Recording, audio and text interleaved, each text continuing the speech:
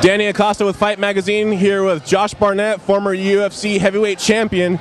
Just signed a fight recently. Tell fans, what you're going to be doing next. I got a fight in Brisbane, Australia for Impact FC against a Brazilian cat, Geronimo dos Santos. No, I don't think he's related. I think dos Santos, Silva, whatever. It's just kind of a nickname. You could throw a rock in Brazil and hit one of them, you know what I mean? It's like a Smith. Impact FC, they say it's going to be available on pay-per-view. I have no idea about carriers and blah, blah, blah, yakety schmackety.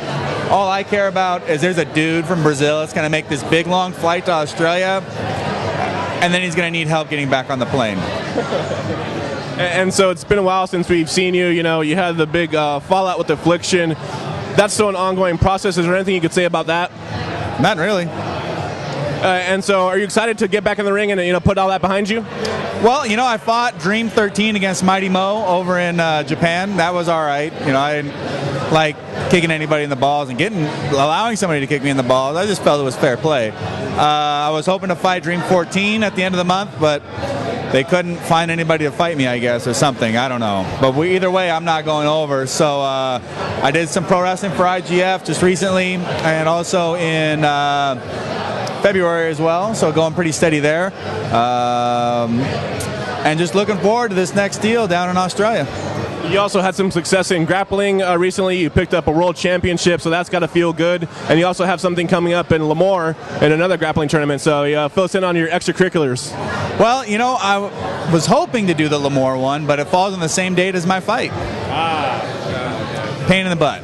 But there's going to be more. And, sometimes I just don't want to sit around. I feel like getting out there on the mat and mixing it up with somebody is just another way to stay in shape and be competitive and keep that kind of edge going. And, I got tired of basically being there to coach people and seeing these guys go out and win these tournaments and think, man, that guy's been at my gym. I crushed that dude. I crushed that guy. I tapped that guy. That guy doesn't even want to roll with me. I should just go out here and do it. I mean, half the time, I don't even have to train for them.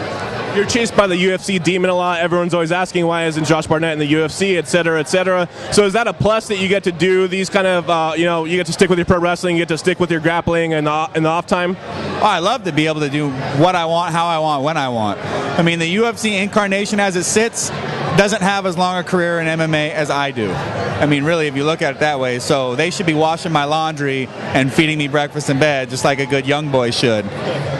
I don't care how big they get. There's the seniority thing.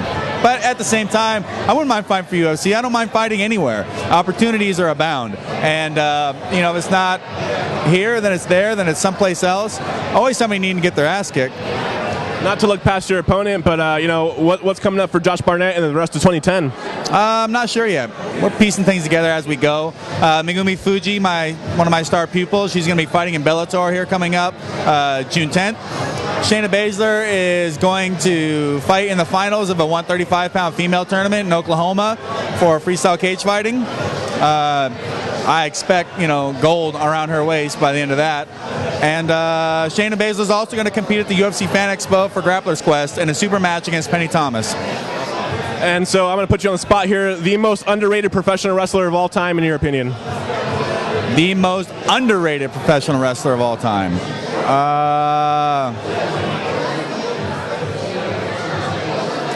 Well, in Japan, Alexander Otsuka is one of them, I think, for sure. The guy can pull any kind of a match together you can think of and do it flawlessly. He can shine a guy. He can run the whole. He's amazing. I love his work. In America, that's a really hard to figure out, because usually one of the guys, I don't think he's underrated, but I love Vader. I think Vader was an amazing wrestler.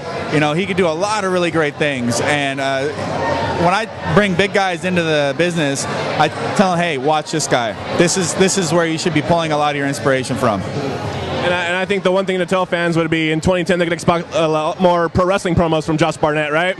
It's always a promo. There's a promo to be cut anywhere I go.